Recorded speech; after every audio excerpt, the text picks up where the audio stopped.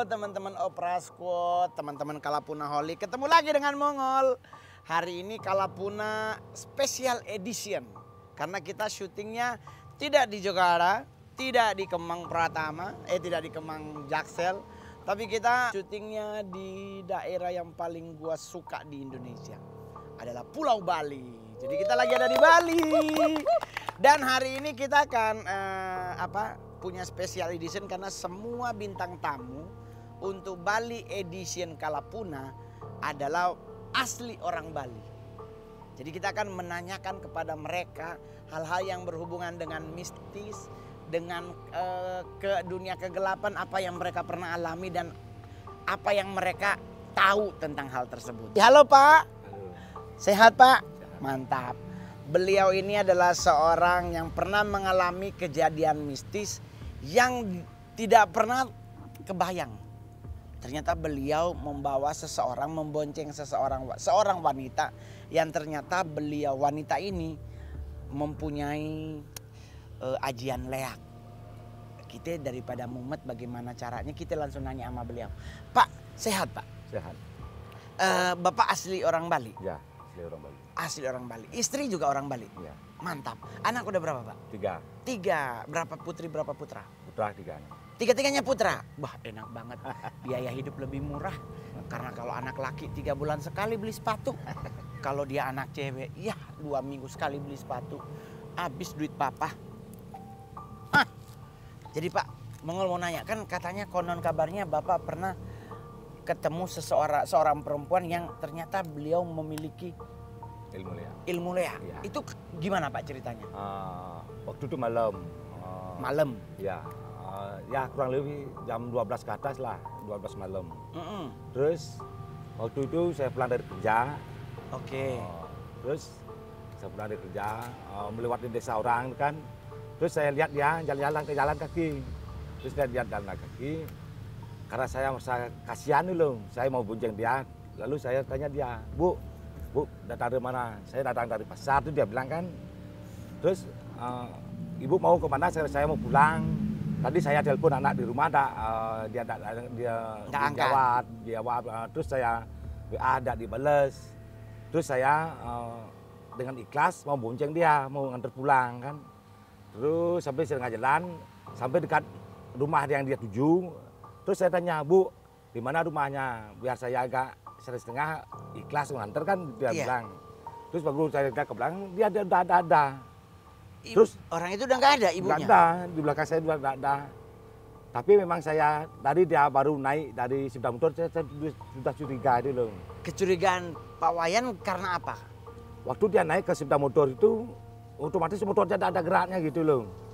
Ya sedikit tidaknya kalau orang naik sepeda motor pasti motornya gerak kan. Ya. Terus dia waktu naik itu dia tak ada motornya tak gerak gitu. Berarti ringan berasa ya, kan? Itu dah.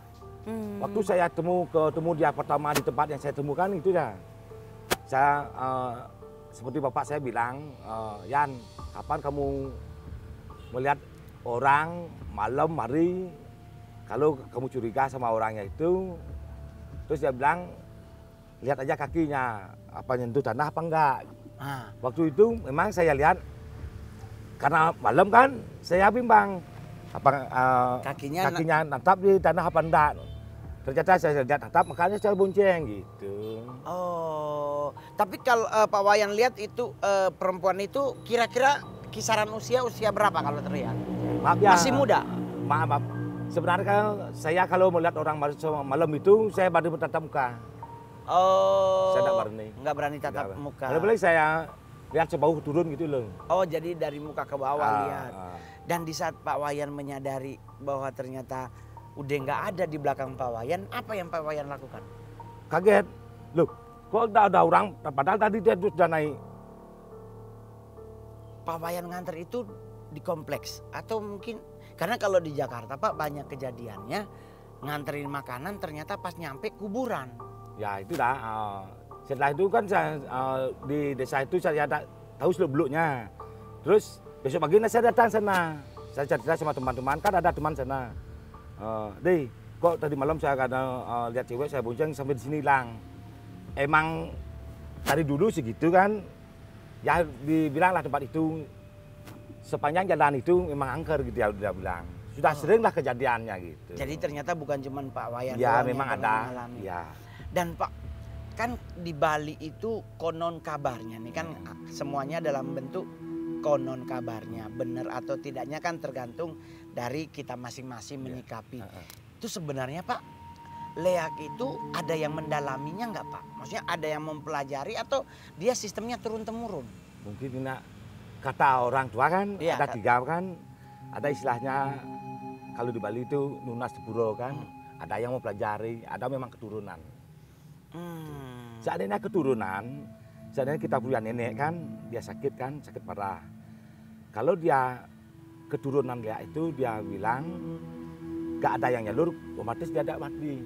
Kalau memang ada yang mewarisi, pasti dia mati. Ya, melepas nafas terakhirnya itu kan, itu yang istilahnya melompat lah peliharannya. Pindah ke yang dia diajak ngobrol. Gitu.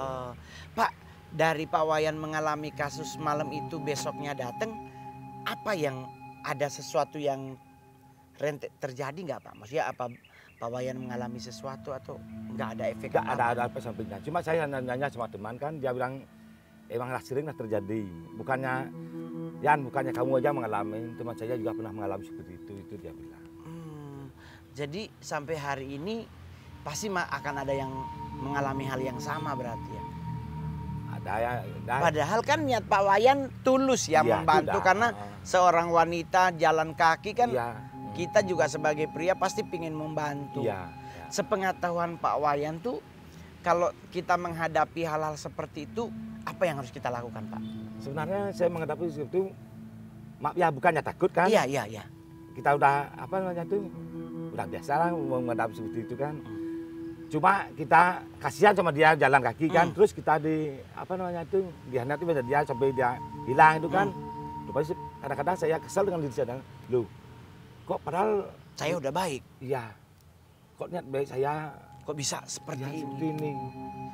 Oh iya, itulah hidup ya Pak. Tapi Pak, sebenarnya Pak Wayan Mongol mau nanya dulu nih, kan teman-teman nih Indonesia ini kan dunia mistis tuh banyak.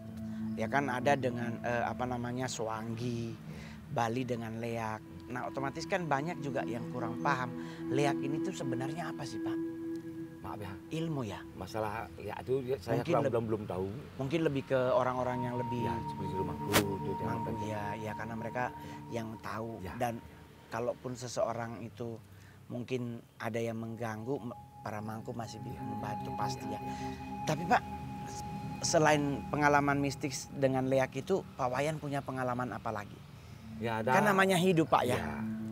Ada lagi satu, waktu saya kelas 4 SD kan, bapak saya kan sering dalam bebek. Terus kita paling sering tidur di sawah kan.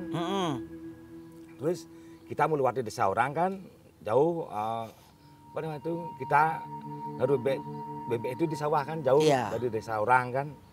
Pas waktu saya punya bebek umur 4 bulan tuh, kita gak pakai kandangan. Oke. Kita taruh dicari aja di sawah. Dibiar ya. Terus waktu itu pas kalau gak salah jam 11 lebih lah. Kita zaman dulu kan ada sepeda motor, jalan kita kaki. punya paling punya sepeda kayu kan. Kita terus jalan kaki lewatin desa orang. Terus pas sampai ada Bali Banyar kan, ada pura. Padahal dari jaraknya sekitar 10 meter lah, udah merinding lah. Rasa takut merinding. Loh, kok tumben? Padahal kita sering lah lewat jalan itu kan, kok tumben rasa merinding itu ada itu loh. Terus kita jalan-jalan sampai akhir di di sebelah pura itu kita melihat orang udah berubah. Tapi baru setengah berubah. Ini sudah serem nih. Ini mukanya udah seram. Ya Kak Mongol tahu udah istilah rang dong. Tahu. Ya sudah.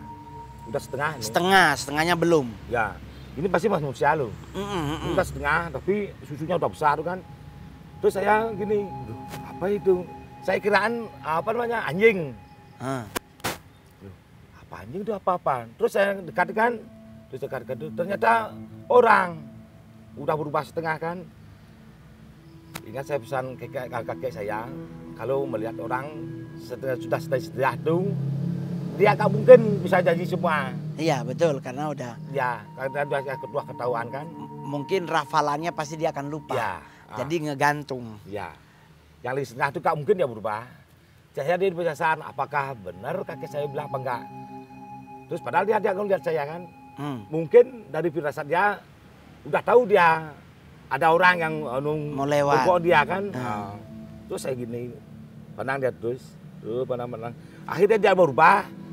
Terus saya sama bapak saya kasihan sama dia. Ngapain dia nak? Ya kalau di istana dia malam kan dia yang punya. Iya. Cuma kita kan numpang di luar. Iya. Suatu kebetulan kita melihat dia, itu apa namanya tuh? Itu kan hasilnya dia. Iya. Akhirnya istilahnya kepergok dia, iya. jadi dia tertangkap basah. Iya. Jadi itu usia kok 4 tahunan gitu ya Pak? Ya 6 tahunan. Maksudnya kelas 4 SD gitu? Ya kelas SD. Wow. Ya, kalau udah kelas 4 dah. Tapi Pak, dengan ini kan banyak nasihat buat anak muda nih dari hal-hal begini bahwa sebenarnya kita kembali lagi kepada diri sendiri. Meyakini sesuatu itu ada di kita. Kalau kita nggak yakin juga nggak akan ada paksaan. Tapi Pak, di saat kasus itu terjadi sampai Pak Wayan ngebonceng Leak itu, ada perubahan hidup nggak Pak? Mungkin kan ada orang yang pertama kali lihat nanti di hari kedua makin jernih bisa melihat banyak. Enggak. Justru saya nemu kesakitan. Sakit Pak? Ya, istri saya yang sakit. Aduh. Setelah saya mau muncul itu kan, tapi istilahnya apa namanya? Saya karena saking kesalnya saya turun, saya langsung sudah keluar waktu dia hilang di belakang. Saya turun langsung. Istilah cara baliknya saya kasar mau bunyi dah. Oke. Saya malah justru saya kebalik saya yang nantang dia. Saya dulu dia keluar. Iya. Hei, kamu mau jadi apa? Keluar aja. Makan aku gitu dia aku bilang. Karena aku kesel kan. Iya, karena aku apa namanya istilahnya mau tulus menolong dia, justru dia yang gitu. Dan yang kedua adalah kan bapak yang ngalamin, kenapa harus ke istri? Iya ya. Ya itu dah. Mungkin istilahnya kalau kakek saya, karena seseorang itu mau menyakiti saya, justru saya tidak bisa menyakiti saya kan. Tidak kena ke Pak Wayan, kena ke orang lain, orang yang terdekat. Ya. Akhirnya Pak manggil Pak Mangku yang untuk datang sembuh akhirnya Pak. Itu udah bilang enggak. Oh ini sakitnya bukan sakit medis, karena sakit karena ya kalau bahasa Jakarta Pak ketempelan. Ya, ada yang pelentang gitu numpang.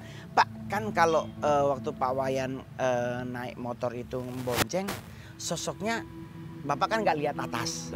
Tapi kalau ke bawah ngeliat pakai baju warna apa Pak? Kalau saya lihat karena malam. Kan malam ya, iya. Kalau istilahnya kalau orang Bali kalau pakai gaman seperti itu kan, seperti di atas lutut. Emang dikatakan sudah mau ngeliat kan, tapi waktu itu saya lihat itu pakai kaman dulu, saya pakai rok lihat. Gitu. Bawa payung Pak? Enggak. Ya siapa tahu kan takutnya hujan gitu kan. Enggak ya. Tapi Pak kalau Pak kenapa ya? Saya udah beberapa kali ketemu orang-orang di Bali juga ternyata tuh ada larangan kalau malam-malam di atas jam 12 malam tuh kalau ketemu seseorang di jalan jangan lihat area atas. Itu kenapa Pak ya? Mungkin dari itu udah apa namanya tuh turun-temurun ajaran itu. Saya kalau kita melihat ke atas itu kita otomatis ada melihat wajahnya dia mungkin seram tuh kan. Kita bisa pingsan kan. Iya betul. Gitu maksudnya itu. Mungkin ya. Jadi lebih banyak. Iya gue juga berapa kali loh. Jadi teman-teman Kalapunaholik. Jadi Mongol beberapa kali di Bali dulu pernah sampai sebulan tinggal di Bali. Juga sama pesennya. Ya, itu udah. Bahwa Bang Mongol kalau mau jalan-jalan, kalau udah di atas jam 12 malam, kalau di daerah-daerah sepi terus ngeliatin orang jalan sendiri, lihatlah dari leher ke bawah. Ya, itu udah. Jadi lihat dari leher ke bawah. Nah, cuman Mongol kan nggak mikir maksudnya kenapa ya nggak boleh lihat. Tapi ternyata itu udah memang dari dulu itu udah ada salah satu larangan di Bali ya Pak ya. Maafnya bukannya kurang tahu masalah larangan di Bali, cuma itu ingat saya pesan dari kakek saya. Kakek ya, iya. Tapi itu sampai hari ini juga Pak Wayan wariskan kepada anak untuk tidak melakukan hal yang sama. Semua ketika anak saya apa yang saya pelajari dari kakek, saya diwarisi. Saya juga sama Pak. Saya punya anak putri bahkan Pak. Cuma saya berpesan seandainya kamu menemukan sesuatu malam, jangan usik dia kalau tidak ada diusik. Oh oke, jangan mengganggu. Ya. Ya semua juga sama Pak, pesen orang tua kalau kita nggak diganggu ya jangan Ya. ganggu. Kecuali ya dia ganggu. Iya. Tapi Pak paling penting nih Pak buat kami kan saya nih adalah pendatang. Suka berlibur dengan Bali yang sangat luar biasa elok. Pantainya bermacam-macam, makanannya juga enak-enak. Pak, buat kita para pelancong yang turis-turis yang datang ke Bali, apa aja yang harus diperhatikan untuk di Bali Pak? Karena kadang nih Pak ya, sebelum Bapak jawab, ada orang-orang yang terlalu menyepelekan. Itu Kalau bahasa dulunya bilang pandang enteng Pak. Nah itu kalau saya pribadi, ya saya berusaha semaksimal mungkin untuk tidak terjadi sesuatu yang akhirnya saya juga yang rugi. Nah itu apa nih Pak? Maksudnya kan ada bahkan itu loh Pak yang buat sembayang, ditendang gitu-gitu. masalah itu kan menurut keyakinan. Masalah sampai dia menenang sesajen itu kan menurut keyakinan sebenarnya. Coba kan orang Bali kalau melihat sesajen yang udah dibuang aja dia, kok ada anu sesajen kita pinggirin gandinya gitu kan. Iya benar dipungut ditaruh. Coba dia kalau orang tidak ada kepentingan apa ini pasti dia ditanjungan. Karena orang itu belum ngerti apa itu sesajen dulu. Jadi berarti sebaiknya buat teman-teman yang suka ke Bali karena biar bagaimanapun kan kita harus menghargai, kita harus saling menghormati. Jadi biar elok ya Pak ya, mendingan kita jangan melakukan hal-hal yang akhirnya membuat diri kita sendiri yang rugi. Pak sebenarnya kalau leak itu pakai jenis kelamin nggak Pak? Asal aku kurang tahu. Soalnya setiap itu tak ada istilahnya Bali setahu saya. Leak itu wanita, leak itu nggak ada. Leak telanjang tak ada. Nggak ada gitu. Kebetulan aja waktu itu Bapak boncengnya perempuan. Perempuan ciri khasnya rambutnya panjang. Oh berarti salah satu ciri yang pertama ada rambut panjang. Keren juga. Tapi waktu Pak Wayan selesai ngebonceng bahwa ternyata dia hilang, Pak Wayan langsung kabur. Enggak. Atau Saya nyari? berhenti. Waktu saya tahu dia hilang, saya berhenti langsung. Itu udah saya istilahnya ngomong kasar-kasar kan. Justru saya Nyari-nyari gitu. Jatuh dah saya mau nantang dia. Mau jadi apa kamu keluar kamu makan aku bilang itu. Mungkin karena omongku kasar itu mungkin dia kesal sama omong saya, sisi saya yang dia tampar nggak tahu. Tapi Pak, kan ini proses hidup ya Pak ya. Sekarang pernah ngalami lagi nggak Pak dalam tahun-tahun yang ini? Belum pernah mengalami kembali nggak hal-hal yang berbau mistis? Itu yang cuman waktu umur kelas 4 SD dan yang terakhir yang liak itu. Setelah itu udah nggak ada lagi Pak.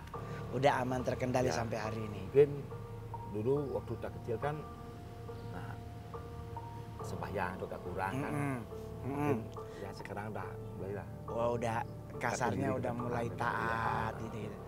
Jadi Pak salah satu pesan buat teman-teman yang ke Bali adalah ayo kita saling menghormati. Karena dengan kita menghormati berarti kita akan bisa menikmati hidup tuh dengan indah. Pak yang paling serem di Bali apa sih Pak sebenarnya? Makhluk yang paling serem dalam hal apakah leak itu lebih serem daripada yang setengah itu?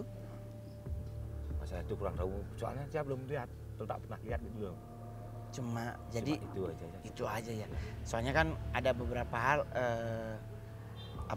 mungkin anak ada yang ngalamin Pak. Putra Pak Wayan yang paling sulung usia berapa Pak? Yang paling besar itu udah Wayan tadi. Oh yang tadi itu? Oh udah besar. Ini yang kedua.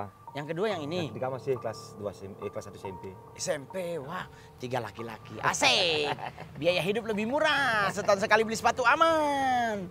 Anak saya cewek Pak, nggak boleh lihat bando, nggak boleh lihat jepitan rambut. Habis duit bapaknya. Tapi Pak yang penting karena dia tahu bapaknya banyak duit tuh anak. Ya nggak juga Pak, nggak juga nyari duitnya susah Pak. Harus ngelawak depan presiden, harus selucu-lucu mungkin. Tapi begitulah namanya juga hidup ya Pak. Kalau saya punya pengalaman yang lebih dari kecil, saya dapetnya dari kecil. Cuman sampai hari ini saya selalu nyantai ngadepinnya Pak. Jadi harapan Mongol juga Pak Wayan tetap sehat selalu. Dengan anak-anak, dengan keluarga menghadapi hidup sehat selalu. Kalau saya di Bali Pak, dulu pernah bersama teman manggilin beliau. si Leak ini.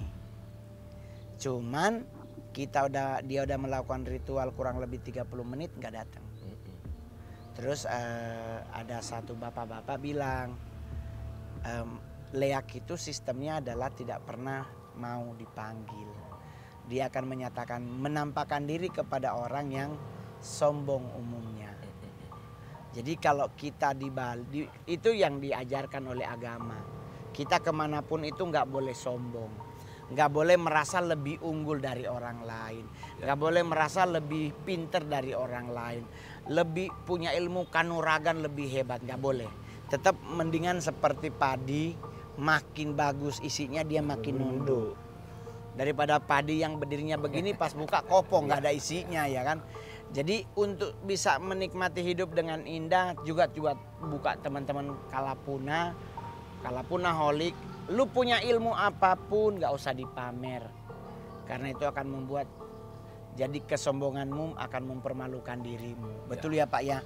Jadi buat Pak Wayan terima kasih Pak sudah menceritakan. Karena banyak orang Jakarta juga penasaran Pak dengan sosok yang dibonceng itu. Tapi versinya juga banyak versi.